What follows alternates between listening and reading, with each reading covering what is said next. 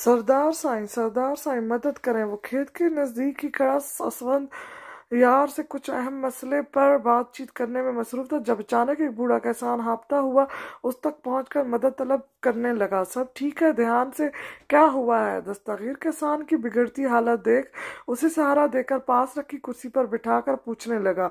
उस किसान का पूरा वजूद पसीने से शरबू था, जबकि चेहरे पर छाए खौफ को देख दस्तगीर ने एक नज़र असवंद यार को देखा, जिस जिस पानी की बोतल किसान के हाथ में पकड़ा रहा था। बाबा, मुझे बताएं क्या हुआ है, पहले ये ले, पानी पी लें। असलम यार इसके कांपते हुए हाथों को देख खुद पानी की बोतल उसके होंठों से लगा गया, जिससे 2 घूंट पानी भरते उसने बोतल होंठों से दूर कर दी। सरदार साईं, मुझे इंसाफ दिला दें, मेरी बच्ची को बचा लें। किसान हाथ जोड़कर बोलता हुआ दस्तगीर के चेहरे पर तनाव बढ़ा गया था। मुझे बताएं क्या मसला है, सब कुछ बताएं मुझे। दस्तगीर किसान के कंधे पर हाथ रख कर बोलता उसे तसल्ली देने लगा। वो साईं, मेरी बीवी मेरी गुर्बत की वजह से मुझसे अलहदा हो बैठी है और मेरी 10 साला बच्ची भी अपने साथ ले गई। मेरी बस एक औलाद ही थी मेरा सहारा, मगर वो उसे अपने साथ ले गई है और अब मेरी बीवी का भाई अपने 30 साला बेटे से मेरी बच्ची का निकाह का पड़ा रहा है। मैं हाथ जोड़ता हूँ, मेरा साथ दें, वो मेरी फूलों से बच्ची को मार देगा। किसान अपनी बात बताकर अब फुट फुट कर रोते हुए मदद मांगने लगा, जबकि असलम यार की निगाहें झुक गईं। इन सब का जिम्मा उस पर था कि एक एक चीज़ की वो खबर रखता। दस्तगीर ने कभी किसी भी बच्ची के साथ नाइंसाफ़ी ना होने दी थी और इन दिनों दस्तगीर ने उसे ख़ास तौर पर उसे ख्याल रखने को कहा था। चुनाचा उसका अपना मामला पंचायत तक जा पहुंचा था। इन सब मामलात की वजह से वो खुद सब देख ना पाया था, मगर वो लापरवाह ना था। उसने हर चीज़ की जिम्मेदारी असलम यार को दी थी और वो ठीक से ना निभा पाया था। मुझे वहीं ले चलें आप। दस्तगीर किसान को सहारा देकर उठाता हुआ बोला। मैं देख लूंगा साईं, असवंद यार झुकी नजरों से बोल पाया। वो मैं देख चुका हूँ असवंद यार। दस्तगीर ने साफ लफ्जों में उस पर चोट की, जबकि दस्तगीर के गुस्से से कौन नावाकिफ था। साईं, मैं इस मामले को आराम से संभाल लूंगा। असलम यार फिर भी चुप ना बैठा, मगर दस्तगीर उसे नजरअंदाज करता हुआ किसान को लिए अपनी जीप में बैठा और अब उसकी मंजिल किसान के बताए हुए पते पर थी। वो खामोश जमीन पर बैठी न जाने किन सोचों में महवर थी जब दरवाजा नॉक होकर खुला। वो फिर भी इसी पोजीशन में बैठी रही। अलमहरिया, वो जो जमीन को तक रही थी, अचानक इस अजनबी आवाज पर चौंकी। चेहरा मोड़कर देखा तो सामने एक 22-25 साला लड़की को खड़ा पाया। सफेद ट्राउजर और उस पर सफेद ही शर्ट के साथ बड़ा सा स्याह रंग का दुपट्टा और सर पर स्याह स्कार्फ से बाल कवर किए वो चेहरे पर प्यारी सी मुस्कुराहट लिए उसके सामने थी। तुम सोच रही होगी मैं कौन हूँ, तो अस्सलाम वालेकुम, मेरा नाम गजल है। वो लड़की से काफी बतूनी लगी। ये गजल ये गजल कौन है, उसका पहला ख्याल था, मगर वो यूं ही बैठे बैठे बस उसके सलाम का जवाब ही दे पाई। मैं तुम्हारी ज़रूरत का सारा सामान लाई हूँ और ये बैग तुम खोल लो। मुझे फलक ने बताया तुम शाल बिछाकर नमाज अदा कर रही थी, इसलिए। वो बैग अलमहरिया की जानिब बढ़ाती हुई बोली, तो अलमहरिया ने नासमझी से उसके हाथ से वो बैग ले लिया। उसमें से जानमाज और तस्बीह निकली और एक बुक्स भी। उसने जानमाज और तस्बीह को वापस रखते उस बुक्स को जहरानी से निकाला तो उसमें कुरान मजीद था। इतना खूबसूरत वो कहे बिना ना रह पाई। अच्छा लगा, मेरे पास भी सेम है, इसीलिए यही लिया मैंने तुम्हारे लिए भी। गजल बाकी के बैग्स बेड पर रखते हुए बोली। ये सब कुरान मजीद को तकिए पर रख कर वो इतने बैग्स को देखकर हैरत से पूछने लगी। ये सब बॉस ने कहा था लेने को, सब तुम्हारी ज़रूरत का है। इसमें बस कपड़े हैं और फलक ने मुझे जैसा तुम्हारे बारे में बताया था इसमें वैसे ही जूते, और हाँ, इस ब्लैक वाले में तुम्हारे लिए अबाया और स्कार्फ भी है, और इसमें सिंपल से सूट हैं जो तुम रात में पहन सको। अगर तुम्हें और कुछ। गजल की बात अभी पूरी तरह मुकम्मल ना हुई। अब के उस वैशी बॉस से किसने कहा था ये सब करने को? अलमेरिया का चेहरा गुस्से से सुर्खी इख्तियार करने लगा। देखो, अब तुम्हें यहाँ रहना है और हर जिंदा इंसान की कुछ ज़रूरतें होती हैं। गज़ल भी आपकी बात संजीदा हुई। देखें मिस गज़ल, क्या आप मुझे बताएंगी आपके बॉस कहाँ हैं? अलमेरिया के अचानक से रवैये और अंदाज बदलने पर गज़ल चौंकी। प्लीज़, अलमेरिया ने अब उसे हैरान किया। अपने ऑफिस में, वो जो सामने वाला है। मगर गज़ल उसे तफसील से बताकर अभी कुछ कहने लगी थी जब वो बिना उसकी कोई और बात सुने चेहरे को ढांप कर उन बैग्स को उठाती आंखों में शदीद गुस्सा लिए कमरे से बाहर निकली। उसका रुख उस ऑफिस की तरफ था। रास्ते में खड़ा राफे इस लड़की को फिर उसके पीछे गज़ल को देख हैरान हुआ। गज़ल, सब ठीक है? हाथ में पकड़ी फाइल्स को साइड पर रखता वो सवाल करने लगा, जिसके चेहरे के तासरात काफी परेशान से थे। ये लड़की हमें टफ टाइम देने वाली है। इसने मेरी पूरी बात नहीं सुनी। राफे, गज़ल ना वहां जा सकती थी और ना अब उसे रोक सकती थी। तभी वो परेशान के लहजे में बोली।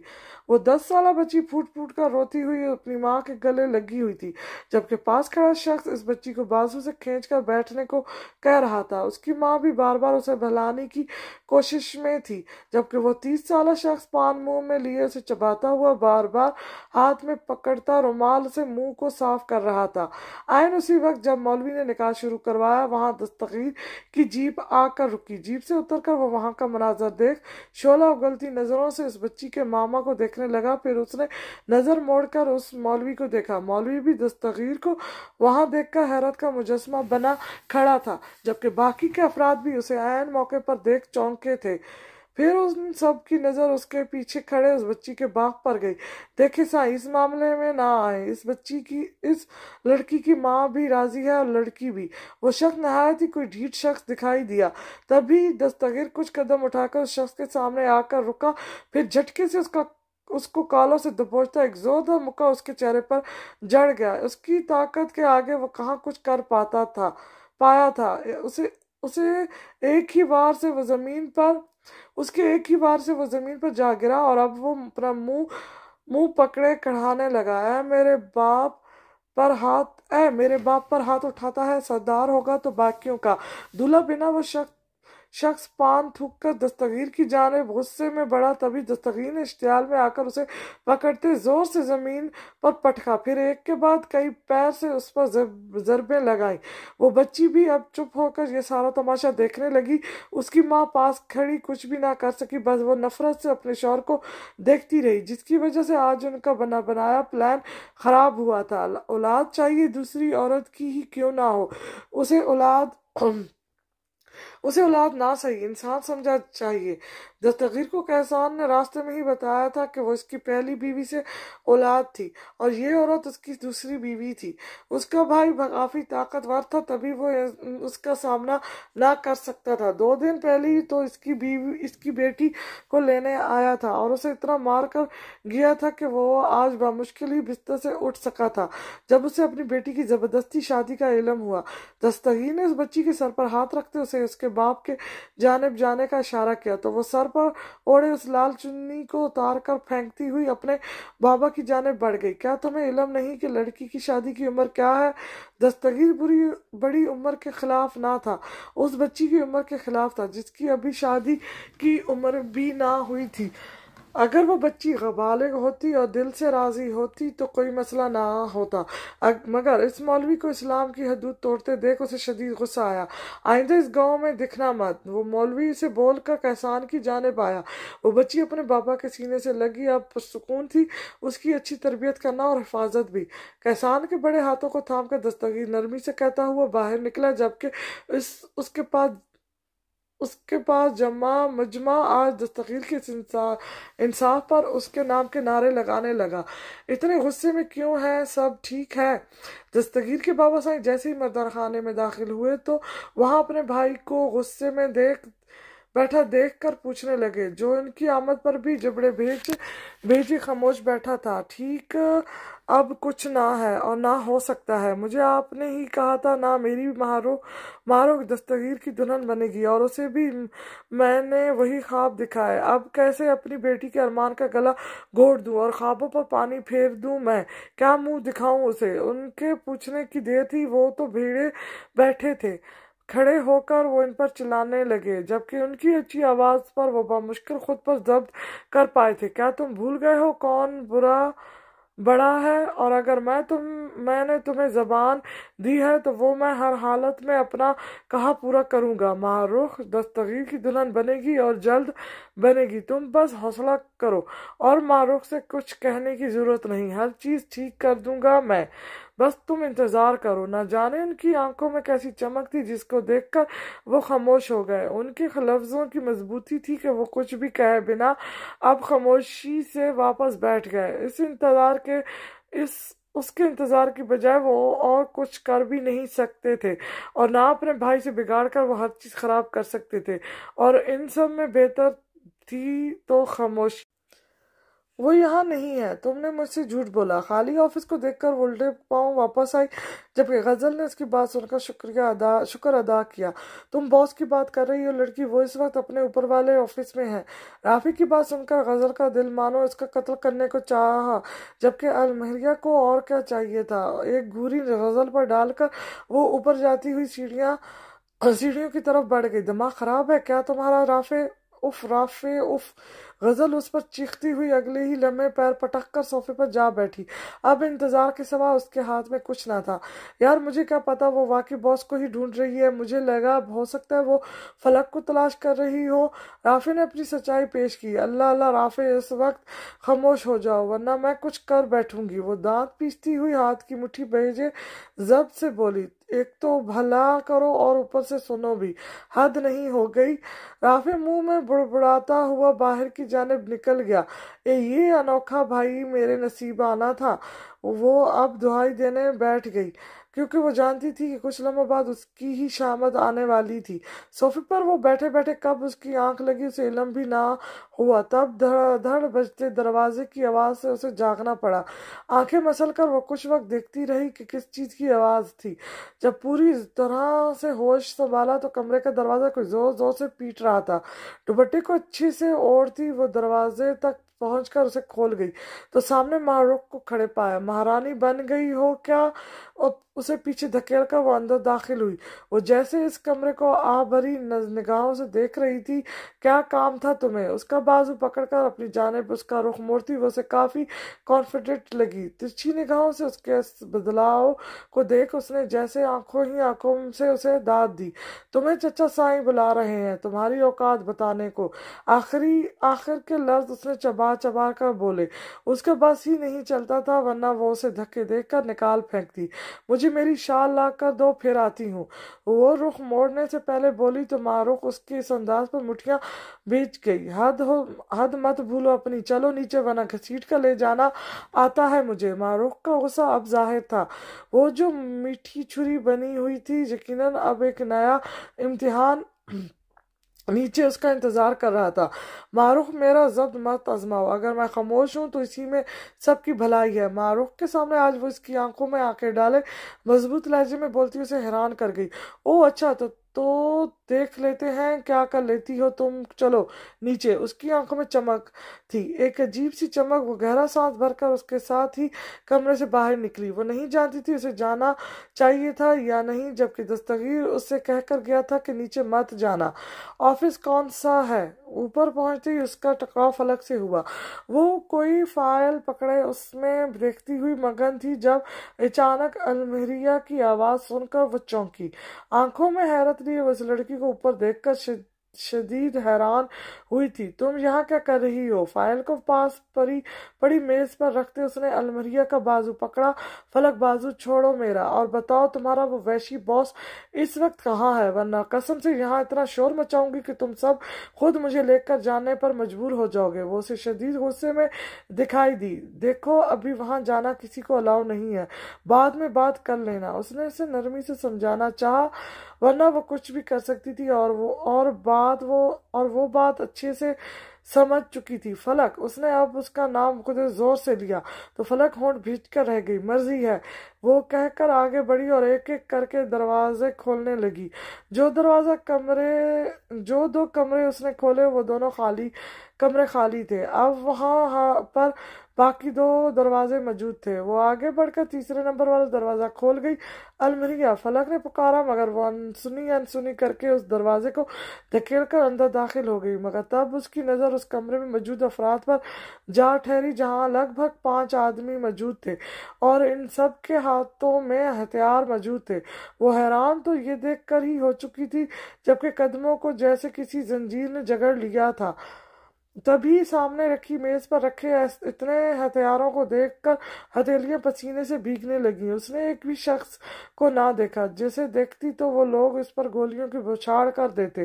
اس نے اپنی آنکھوں کے ہاتھ تاثر کو نامور رکھا، جبکہ باہر کھڑی فلک اپنے پیچھے سے آتے قدموں کو سن کر مٹھیاں بھیج گئی۔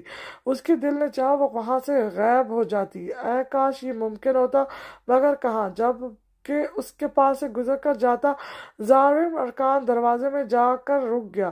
اس کی آنکھوں میں صرف ایک وجود کا عکس تھا جو سامنے ان لوگوں میں کھڑی سر جھکائے ہوئے تھی۔ ظالم ارکان کی ایک نظر تھی اور سب نے نظریں اگلے ہی پل جھکا لیں، پھر انہوں نے اپنے ہتھیار بھی اپنے پاس رکھتے اس کی نگاہ سے چھپا لیے۔ وہ یوں ہی کھڑی رہی، اس کے قدم جیسے پتھر کے ہو چکے تھے۔ تبھی ظالم بھاری بھاری قدم اٹھاتا اس تک پہنچا۔ اس کی آنکھوں سے اس پل وحشت سی ٹپک رہی تھی، جبکہ بھیجے ہوئے جبڑے اور مٹھیاں گواہ تھی کہ وہ اپنے اندر کا اشتعال دبا رہا تھا۔ اپنے سامنے کسی کی موجودگی محسوس کرتی اگلے ہی پل اس نے باہر کی جانب دوڑ لگا دی۔ وہ بیگز وہ وہیں چھوڑ گئی، جبکہ کسی نے بھی اب ایک نگاہ نہ اٹھائی تھی۔ جانتے تھے اگر ایک نظر بھی اٹھاتے تو ظالم ارکان ان کا کیا حال کرتا۔ اس کے باہر نکلتی ہی فلک بھی اس کے پیچھے بھاگی۔ وہ اتنی تیزی سے نیچے کی جانب گئی تھی جیسے وہ سب لوگ ہتھیار لیے اس کا پیچھا کر رہے تھے اور مانو اسے جیسے اپنی جان بچانی تھی۔ یہ آ گئی چچا سائیں۔ معروق زاریہ کو لیے نیچے آئی تو سامنے حویلی کے تمام افراد اور کئی ملازم بھی موجود تھے۔ اس حویلی کی خواتین کے سامنے زبان چلا کر کیا ثابت کرنا چاہتی ہو تم، 2 کوڑی کی لڑکی؟ اس سوال پر وہ چونکی، پھر اس نے نظر اٹھا کر وہاں موجود تمام خواتین کے چہرے پر پھیلی مسکراہٹ دیکھی، یعنی ان لوگوں نے اس کے خلاف ان سے باتیں کی تھی۔ میں نے کسی سے کچھ نہیں کہا چچا۔ ابھی اس کے لفظ مکمل بھی نہ ہوئے تھے جب دستگیر کے والد نے ہاتھ میں پکڑا چائے کا کپ جس میں گرم چائے موجود تھی زمین پر عین اس کے پیروں کے پاس پٹک دیا۔ وہ کپ کچی کچی میں بکھرا، جبکہ اس میں موجود گرم چائے اس کے پیروں پر جا گری۔ وہ درد سے ہونٹ بھیج گئی۔ وہ چائے شاید جان بوجھ کر اتنی گرم لائی گئی تھی۔ وہ جانتی تھی وہاں ہر چیز سے اسے بس وہ لوگ اذیت پہنچانا چاہتے تھے۔ وہ نہیں جانتی تھی کیا ہونے والا تھا۔ اس کے دل نے شدت سے دستگیر کو پکارا، کاش وہ جلد یہاں ہوتا تو ان سب سے وہ اسے بچا لیتا۔ اس کی جنگ اپنوں سے ہی تھی تو وہ کیا کرتی؟ عجیب سی بے بسی تھی۔ چچا سائیں، یہ مجھ سے وہ شال بھی مانگ رہی تھی جو آپ نے مجھ سے لانے کا کہا تھا۔ اس کی اتنی جرأت ہو گئی۔ معروف نے تیل چھڑکنے کا کام کیا، کیونکہ اس پر تمہارا حق نہیں۔ زاریہ آپ کی بات چپ نہ رہی۔ زبان چلاؤ گی تم؟ دستگیر کے بابا صاحب اس کی جانب بڑھے۔ اگلے ہی لمحے انہوں نے اس کا بازو سخت گرفت میں لیتے قدم حویلی کے باہر کی جانب بڑھا دیے۔ وہ ان کے ساتھ کھینچی ہوئی چل دی۔ چچا سائیں چھوڑیں مجھے، چھوڑیں چچا آئی، وہ چیختی رہی اور سب اس کا تماشا دیکھتے رہے، جبکہ بابا سائیں اسے سیدھا حویلی کے پیچھے بنے اس کمرے میں لائے جہاں حویلی کا بیکار سامان رکھا جاتا تھا۔ اس سیدھا سے کمرے میں لا کر اس کا بازو چھوڑتے ہی وہ اسے زمین پر پٹک گئے۔ یہ اوقات ہے تمہاری، یہاں پڑی رہو۔ تم ہم سے زبان چلاؤ گی، ہمارے سامنے بولو گی؟ وہ سخت نفرت کی نگاہ سے اسے دیکھتے ہوئے بول رہے تھے، جبکہ وہ مٹی سے بھری زمین پر گری اب کھانسنے لگی تھی۔ وہ اندھیرے کے سوا کچھ نہ تھا، اور ایسے میں اس پر جو خوف طاری ہوا وہ ان میں سے شاید سبھی جانتے تھے کہ وہ بچپن سے اندھیرے سے خوف کھاتی تھی۔ چچا سائیں، میں نے کچھ نہیں کہا، مجھے باہر جانے دے، وہ التجا کرتی ہوئی بولی۔ دستگیر نہ جانے کہاں رہ گیا تھا، یہاں ہی پڑے تو جب تم مر جاؤ گی تو تمہیں دفنا دیا جائے گا۔ وہ کتنے بے حس تھے، کتنے ظالم بنے ہوئے تھے، کیا انہیں ذرا پرواہ نہ تھی کہ وہ ان کے سگے بھائی کا خون تھی؟ وہ ان کی اپنی تھی اور ان کے ہی خون کی تھی۔ آخر کیوں کسی کو بھی اس کی پرواہ تک نہیں تھی؟ نہ دادا، نہ دادی، نہ کوئی چاچا۔ آخر کیوں وہ ہمیشہ سے ان کی نفرت کے سائے میں تلے ہی رہتی آئی تھی، اتنی نفرت جو اس کی موت چاہتی تھی۔ وہ اس کی زمین پر پڑے اس وجود پر ایک نگاہ ڈال کر ہنکار بھرتے باہر نکل گئے۔ باہر سے جو ہلکی سی مدھم سی روشنی داخل ہو رہی تھی، دروازہ بند کر دینے سے وہ بھی آنا بند ہو گئی۔ اس اندھیرے کمرے نے اس پر خوف طاری کیا۔ وہ بامشکل اٹھ کر بیٹھی، اپنے ٹانگوں کے گرد بازو لپیٹتی اللہ کو پکارنے لگی۔ اس اندھیرے میں اس کا ساتھی اور کون تھا؟ اللہ کے سوا آپ کا کون ہوتا ہے؟ ہر رشتہ کبھی نہ کبھی چھوڑ دیتا ہے، مگر اللہ وہ تو ہمیشہ ہوتا ہے، ہر پل ہر سیکنڈ۔ تم نے کیا کر دیا المہیا؟ فلک اس کے کمرے میں داخل ہوتے ہوئے بولی، جو بیڈ پر بیٹھی انگلیوں سے کھیل رہی تھی۔ اس کا سر جھکا ہوا تھا، تبھی وہ اس کے چہرے کے ریئیکشن نہ دیکھ پائی۔ میں تمہارے باس کا منہ توڑنے گئی تھی، میں اسے پوچھنا چاہتی ہوں وہ چاہتا کیا ہے۔ شکر کرو میں نے اس کا کچھ کیا نہیں ان سب لوگوں کے سامنے۔ وہ تو ہتے سے ہی اکھڑ گئی، جبکہ اندر داخل ہوتی غزل اپنے پیچھے سے آتے قدموں کی آواز سن کر چونکی اور باہر ہی رک گئی، جبکہ اندر کھڑی المریا اب بھی فلک پر چلا رہی تھی۔ جب وہ ہاتھوں میں بیگز پکڑے پہلی بار اس کے کمرے میں داخل ہوا، بھاری بوٹوں کی آواز سن کر وہ تھمی۔ اس نے محض ان بوٹوں کو دیکھا، وہ وہی تھی جنگل والے شخص کے بوٹ۔ تو کیا یہی وہ باس تھا؟ اس نے ایک نظر بھی اس شخص کے چہرے پر نہ ڈالی، جبکہ فلک اب خاموشی سے باہر نکل گئی۔ اب ظالم وہ بیگز بیڈ پر رکھنے لگا۔ جب وہ غصے سے ان بیگز کو دیکھتی آگے بڑھی اور ان بیگز کو اٹھا کر اس کے قدموں پھینک کر چلانا شروع ہوئی، تم وحشی درندے، نہیں چاہیے مجھے تمہاری بھیک، آخر چاہتے کیا ہو تم؟ کیوں رکھا ہے تم نے مجھے یہاں؟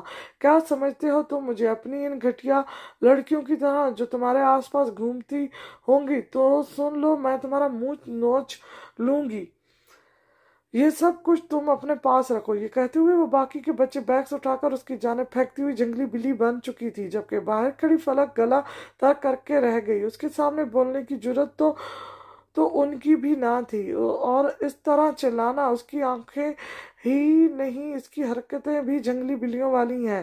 تبھی ان کے پاس رافع آ کر کھڑا ہوا۔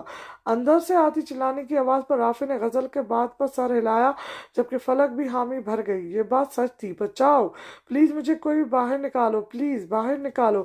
وہ کب سے وہاں بند تھی اور اب تک کوئی بھی اسے باہر نکالنے نہ آیا تھا۔ وہ اب نڈھال ہو رہی تھی، اس کا وجود خوف کے مارے ٹھنڈا پڑ چکا تھا، مگر کسی کی بھی موجودگی کا اسے احساس تک نہ ہوا۔ آخر کون آتا؟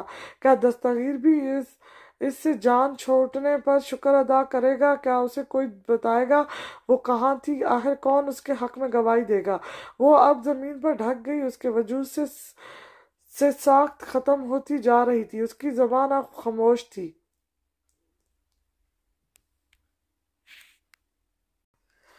سائیں، کوتاہی ہو گئی، میں معذرت خواہ ہوں۔ اسفیاد اس وقت حویلی کے باہر ہی موجود تھا جب وہاں دستگیر کی جیپ آ کر رکی۔ وہ بنا رکے اس کی جانب بڑھا، مگر دستگیر نے اسے ہاتھ کے اشارے سے روک کر جیپ کی چابیاں گارڈ کو پکڑا دیں۔ سائیں، مجھ سے یوں خفا مت ہو، میں جانتا ہوں یہ غلطی کوئی چھوٹی غلطی نہ تھی۔ وہ دستگیر کے ساتھ اندر کی جانب بڑھتا ہوا اسے صفائی دینے لگا۔ ہر ذرا سی دکھنے والی چیز ذرا سی نہیں ہوتی اسفیاد، لمحے کی دیر جانتے ہو، صرف لمحے کی دیر اور کیا ہو جاتا ہے اس چیز کی شروعات جو میں نے کتنی مشکلات سے ختم کی۔ دستگیر اچانک اس کی جانب مڑا، وہ نظریں جھکا گیا، وہ واقعی بے حد شرمندہ تھا۔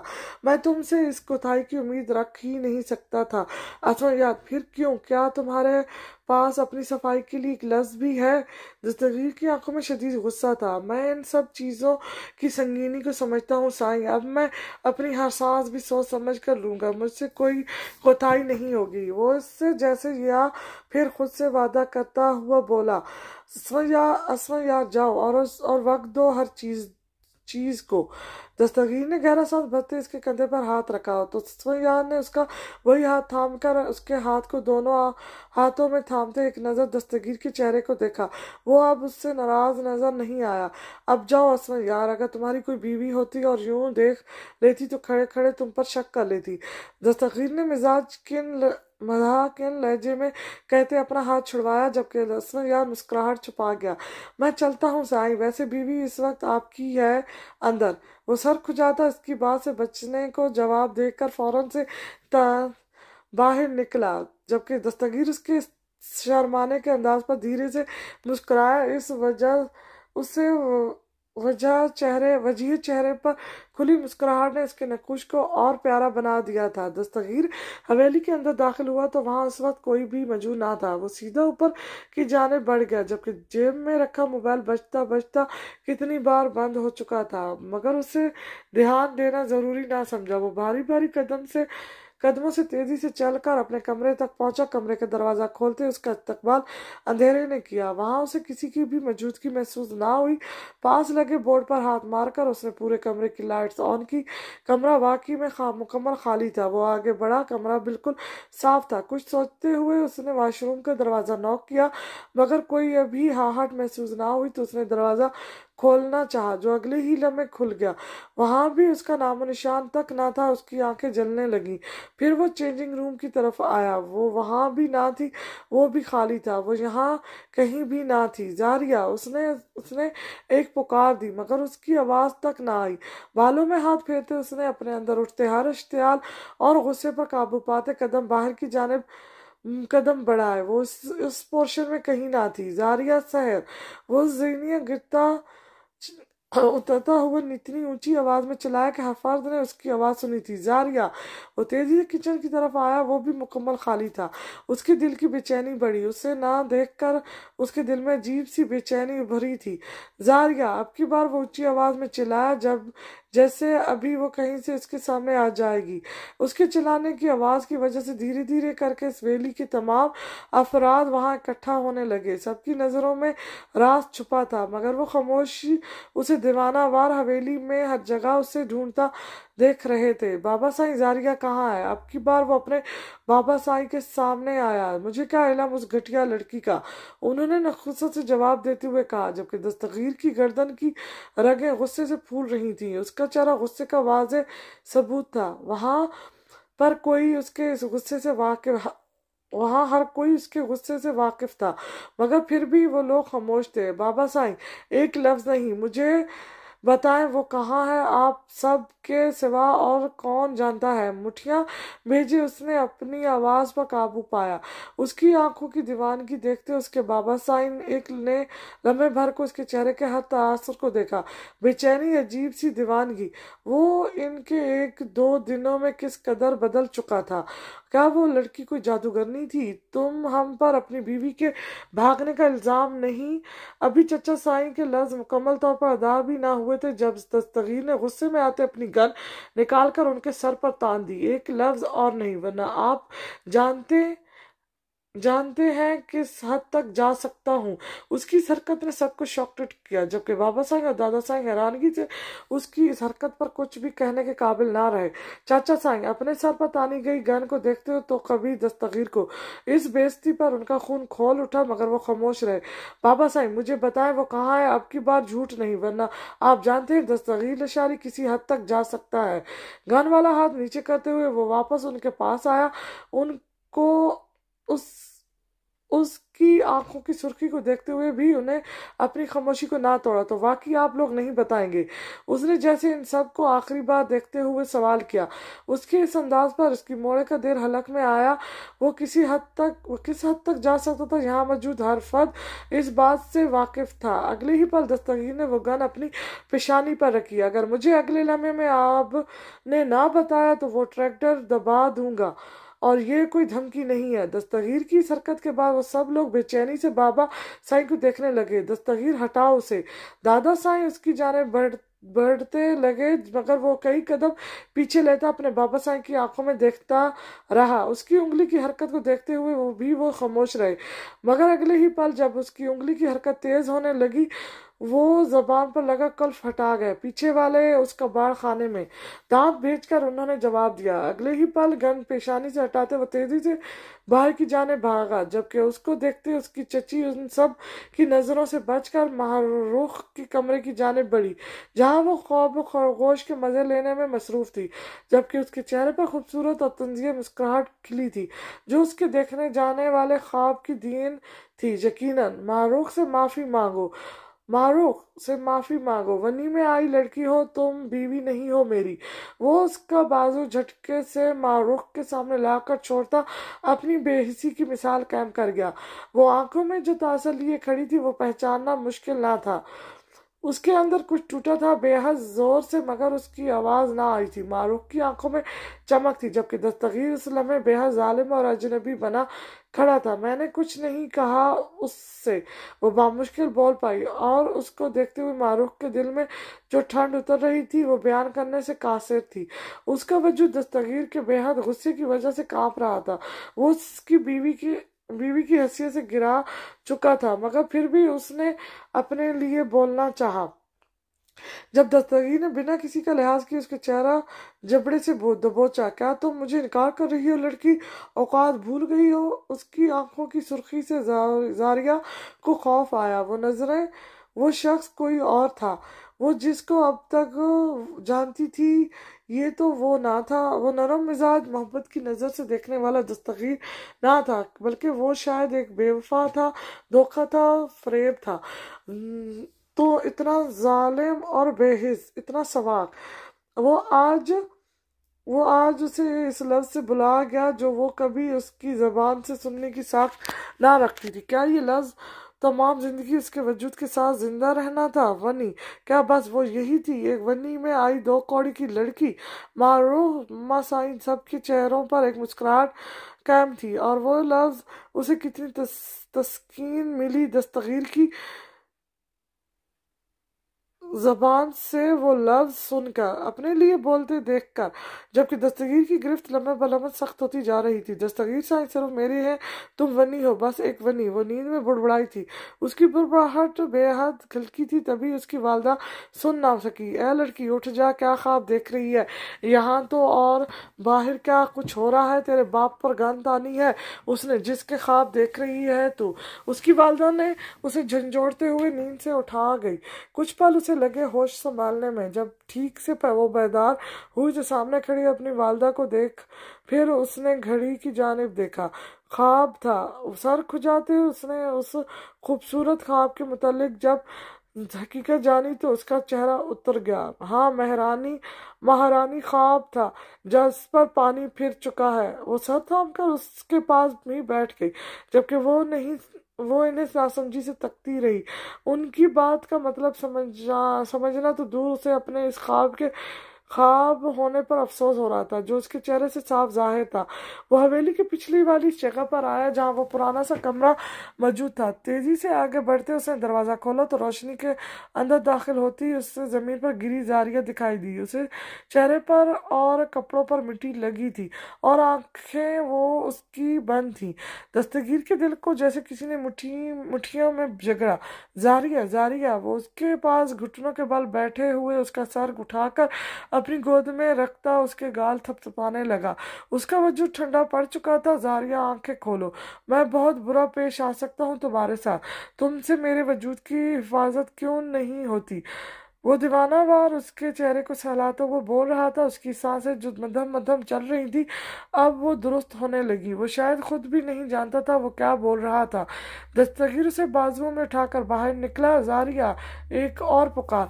वो कुछ होश में आने लगी। उसकी आखिरी पुकार उसके कानों तक पहुंची थी। उसकी पलकों में हल्की सी जिंस हुई, जिसको देखते ही दस्तगीर तेज कदम उठाता अंदर जाने की बजाय अपनी कार की जानिब बढ़ा। कार के नजदीक ले जाकर दस्तगीर ने उसे उसके पैरों पर खड़ा करते उसका सर अपने सीने पर रख गया। फिर जेब से चाबियां निकाल कर कार अनलॉक करते उसका दरवाजा खोला। इतने में जारिया अपनी आंखें मसलती हुई सिचुएशन समझने की कोशिश में लगी थी। उसे सहारा देकर सीट पर बिठाते दस्तगीर ने सीट बेल्ट लगाए तो वो अचानक उसका हाथ पकड़ गई। दस्तगीर को बुलाओ कोई, मुझे निकाले यहाँ से। मैं मर जाऊंगी साईं। वो अब भी मुकम्मल होश में ना थी। उसकी बुड़बुड़ाहट वो साफ सुन सकता था, मगर वो खामोश ही रहा। उसकी खामोशी ने क्या तूफान लाना था, इस बात से सभी ना आशना थे। उसकी साइड का दरवाजा बंद करते वो ड्राइविंग सीट की जानिब आया। तभी उसने बाहर निकलते अपने मोड़े को देखा, इस वक्त वो सख्त गुस्से में था। तभी वो एक नजर उनको देखकर कार पीछे ले जाने लगा। اس کی ایک نظر میں کیا کچھ نہ تھا، اس کے موڑے سے آواز بھی نہ دے سکی، اس نگاہ نے اس کو خاموش کروا دیا تھا۔ اے لڑکی، اس لڑکی کا زندہ بچنا مشکل لگ رہا ہے مجھے، رافع جیبوں میں ہاتھ ڈالے تحمل بھرے لہجے میں بولا، جبکہ فلک بھی اس کی ہاں میں ہاں ملا گئی، جبکہ اندر کا مناظر کچھ یوں تھا کہ زہرم اب دھیرے دھیرے ایک دو قدم اس کی جانب بڑھ رہا تھا۔ اسے اپنی جانب بڑھتا دیکھ وہ اچانک سے پیچھے پڑے صوفے کو نہ دیکھ پائی اور اس پر جا گری۔ تبھی کمرے میں غزل داخل ہوئی۔ میں آپ کے ظلم و ستم ہرگز برداشت نہیں کروں گی، وہ اسے سامنے کھڑا پا کر دیکھتی ہوئی چٹان جیسے مضبوط لہجے میں بولی۔ اگر اسے یہاں رہنا ہی تھا تو ڈر ڈر کر کیوں؟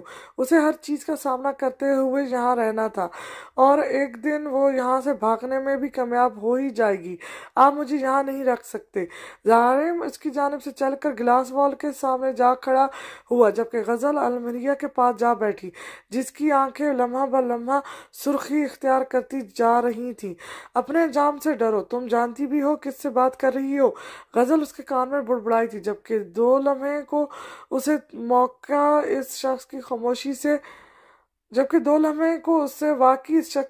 سے حیرت ہوئی۔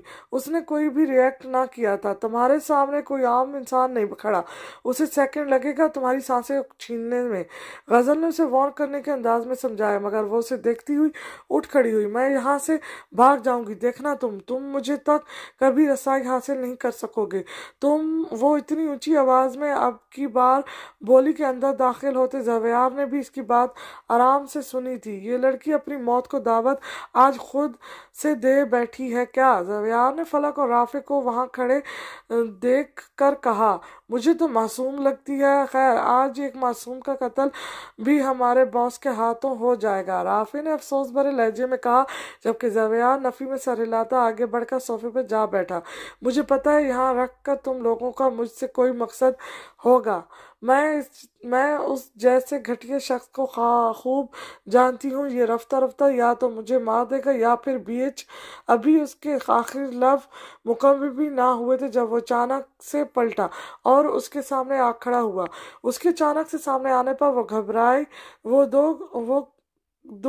وہ قد میں اس سے کافی بڑا تھا، وہ بامشکل اس کے کندھے تک کے نیچے تک ہی آ پا رہی تھی، ایسے میں اس نے ایک نظر بھی اٹھا کر اسے نہ دیکھا، جبکہ غزل اس کے چہرے کے خطرناک تاثرات دیکھ کر بامشکل گلا تر کر پائی۔ اس کی آنکھوں کی سرخی لمحہ بہ لمحہ بڑھ رہی تھی، مگر اس نے ایک لفظ بھی نہ بولا۔ وہ خاموشی سے کھڑا اسے سخت نگاہوں سے گھورتا رہا، اس کا وجود سامنے پا کر وہ گھبراہٹ کے مارے بامشکل سانس لے پا رہی تھی۔ المہریہ، غزل نے اسے گھورتے ہوئے پکارا، میں یہاں سے واقعی بھاگ جاؤں گی، پولیس کے پاس۔ وہ غزل کو دیکھتی ہوئی منمنائی، المہریہ بہت ہو گیا، خاموش ہو جاؤ۔ تبھی فلک بھی اندر داخل ہوتے ہوئے بولی۔ اس کے اندر داخل ہونے کے اگلے ہی لمحے وہ ایک نگاہ کے اس وجود پر ڈال کر بھاری بھاری قدم اٹھاتا باہر نکل گیا۔ مرتے مرتے بچی ہو تم، بے وقوف لڑکی، غزل اسے بیڈ پر بٹھاتی ہوئی بولی، میں ڈرتی نہیں ہوں کسی سے بھی، المریہ نے اسے دیکھ کر سخت لہجے میں کہا، جبکہ فلک بھی پاس ہی آ بیٹھی، تم نہیں جانتی ہو، ہم میں سے کسی کو بھی تم نہیں جانتی ابھی المریہ، اس لیے بہتر ہے کہ تم خاموش ہی رہو۔ فلک نے قدرت نرم لہجے میں بات کی۔ المریہ پلکیں جھپکا کر رہ گئی۔ وہ مجھے بیچنا چاہتا ہے نا، میں جانتی ہوں اس شخص کی نیت ہی خراب ہے۔ المریہ شاید بولنے سے پہلے سوچتی نہ تھی۔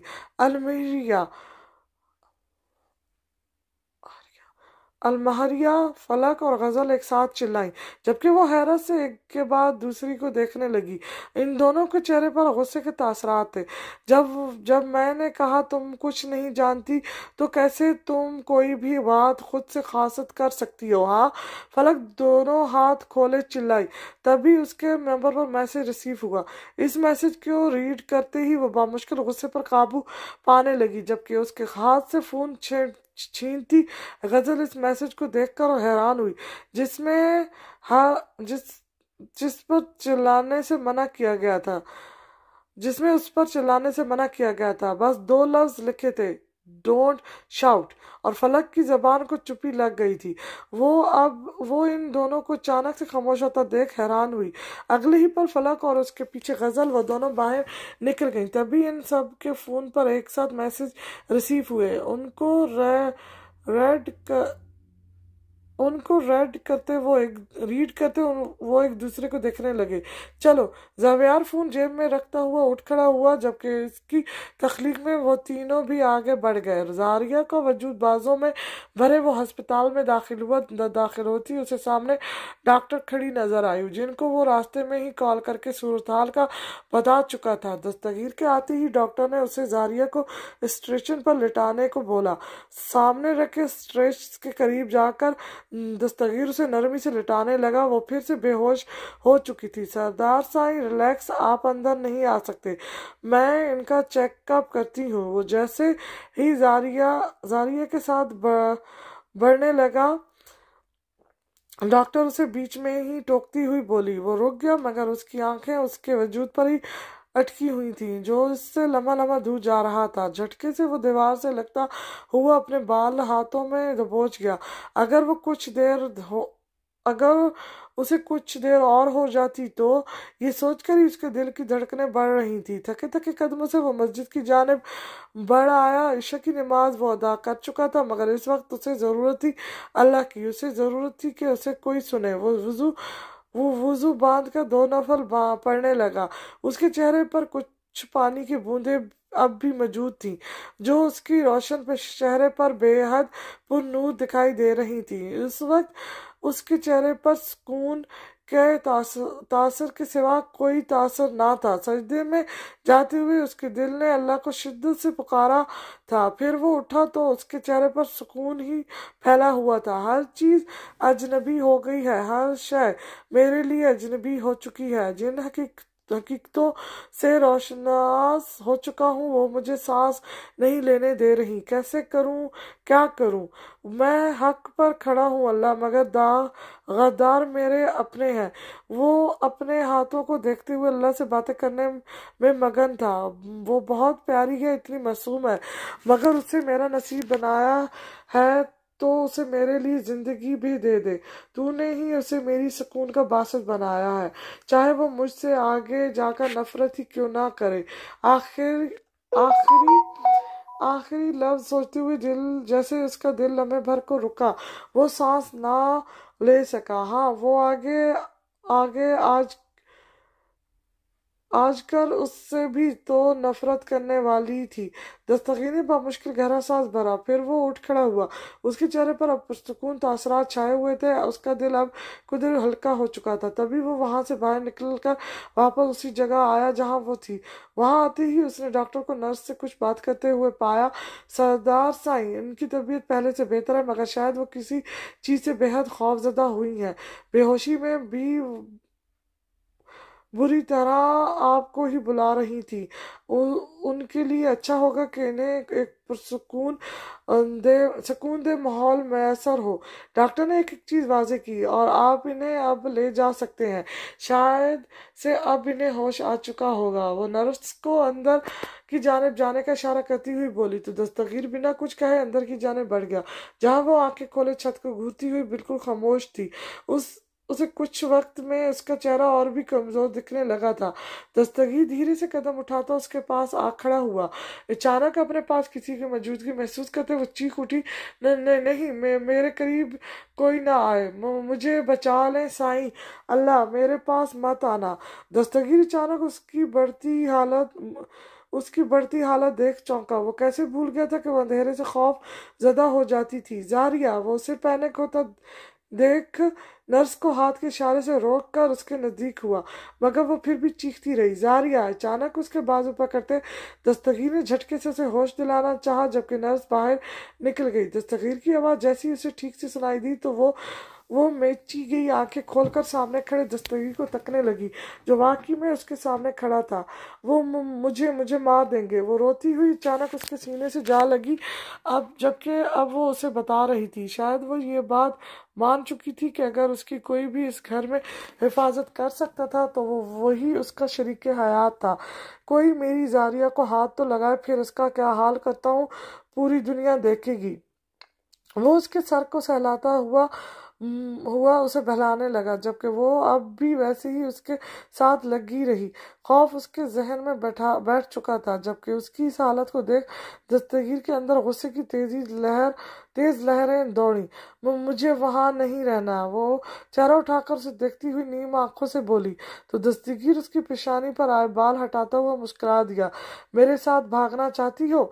उसके गाल को सहलाते हुए वो बोला तो वो पलकें झुका गई। उसके इस इकरार पर दस्तगीर मुस्कुराहट छुपाता हुआ उसे सहारा देकर खड़ा करने लगा। इस वक्त में जारिया ने उसकी कमीज को मुट्ठी में जकड़े रखा था कि अगर उसने छोड़ दी तो वो कहीं भाग ना जाए। वो इस वक्त सारे ही अपने मेन रूम में मौजूद थे, जिसकी लेफ्ट साइड वाली दीवार पर एक बड़े से शेर की तस्वीर लगी हुई थी और उसके सामने वाली दीवार मुकम्मल गैस से भरी थी। उस पर हर जगह की यूनिक गन्स लगी हुई थी। ज़रियाम अरकान सरबराही कुर्सी पर बैठा सामने रखे लैपटॉप में कुछ देख रहा था, जबकि वो चारों उसकी जाने भी देख रहे थे। वैसे हम क्या काम की बात करेंगे या पढ़ उस लड़की के मुतालिक। ज़वेयार ने बात का आगाज किया, मगर ज़ारम यूं ही खामोश बैठा संजीदगी से अब फाइल उठाकर देखने लगा। ठीक है, मैं असल बात पर आता हूँ। सरदार को इल्म हो गया उस लड़की का क्या कि कहकर उसे मना कर दो। खरीदना चाहता है वो उसे। क्या अब हम ये काम भी करने वाले हैं? वो काफी तल्ख अंदाज में बात कर रहा था। उसकी आखिरी बातों पर ज़ारिम अरकान के चलते हुए हाथ थमे। ज़ारिम, कुछ भी कहने से पहले एक सवाल का जवाब दो। कोई उसे लेने आएगा तो किस हक से उसे रोकोगे तुम? ज़वेयार के सवाल पर फलक और गजल हैरत से उसे तकने लगी, क्योंकि ज़ारिम जो पहले ही गुस्से में था अब ज़वेयार के इसके गुस्से को और हवा दे चुका था। बताओ मुझे, क्या मेरे पास भी तुम उसे रोक सकते हो? कोई हक है तुम्हारे पास?